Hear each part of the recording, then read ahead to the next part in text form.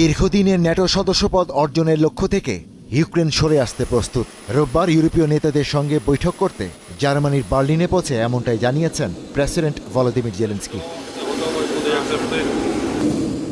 তবে এর পরিবর্তে পশ্চিমাদের কাছ থেকে নিজ দেশের নিরাপত্তার নিশ্চয়তা চেয়েছেন তিনি।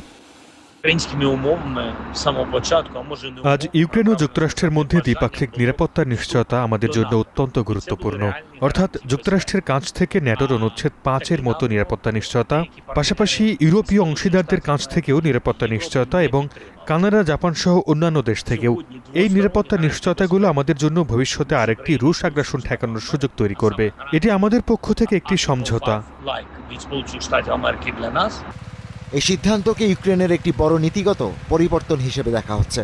পরমাণু শক্তিধর প্রতিবেশ রাশিয়ার কাছ থেকে সুরক্ষার নিশ্চয়তা হিসেবে দেশটি দীর্ঘদিন ধরে ন্যাটোতে যোগদানের চেষ্টা চালিয়ে আসছিল। এমনকি ন্যাটোতে যোগ দেওয়ার বিষয়টিকে সংবিধানেও অন্তর্ভুক্ত করা হয়েছিল। কিয়েভের ভাষায় এটি ইউক্রেনের পক্ষ থেকে একটি বড় ছাড়। তবে ন্যাটোভুক্ত হওয়ার দাবি ছাড়লেও রাশিয়ার কাছে কোনো ভূখণ্ড ছেড়ে দেওয়ার পক্ষে নন জেলেনস্কি।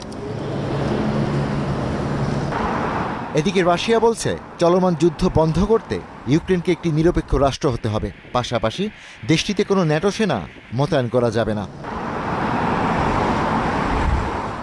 ইউক্রেনের যুদ্ধবিরতি নিয়ে আলোচনার জন্য মার্কিন ও ইউক্রেনের প্রতিনিধি দল নিয়ে সোমবার বৈঠকের আয়োজন করেছে জার্মানি।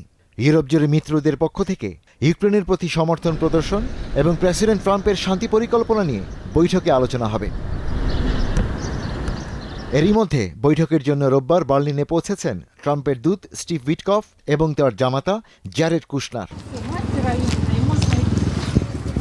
এদিকে শান্তি আলোচনা নিয়ে জোর কূটনৈতিক পদক্ষেপের মধ্যেই রাশিয়ার ড্রোন ও মিসাইল হামলার শিকার হয়েছে ইউক্রেনের অন্তত ৬টি অঞ্চলের জ্বালানি স্থাপনা।